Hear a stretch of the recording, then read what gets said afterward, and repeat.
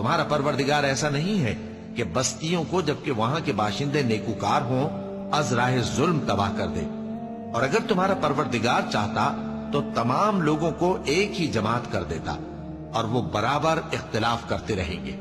مگر جن پر تمہارا پروردگار رحم فرمائے، اور اسی لیے اس نے ان کو پیدا کیا ہے، اور تمہارے پروردگار کا قول پورا ہو گیا کہ میں دوزخ کو جنوں اور انسانوں سب سے بھر دوں گا۔ اور اے نبی اور پیغمبروں کے وہ سب حالات جو ہم تم سے بیان کرتے ہیں، ان سے ہم تمہارے دل کو جمائے رکھتے ہیں، اور ان حالات میں تمہارے پاس حق پہنچ گیا، اور یہ مومنوں کے لیے نصیحت اور عبرت ہے۔ اور جو لوگ ایمان نہیں لائے ان سے کہہ دو کہ تم اپنی جگہ عمل کیے جاؤ، ہم اپنی جگہ عمل کیے جاتے ہیں، اور نتیجہ اعمال کا تم بھی انتظار کرو، ہم بھی انتظار کرتے ہیں۔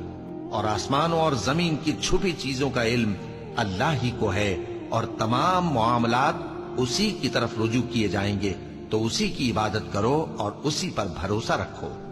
اور جو کچھ تم لوگ کر رہے ہو تمہارا پروردگار اس سے بے خبر نہیں۔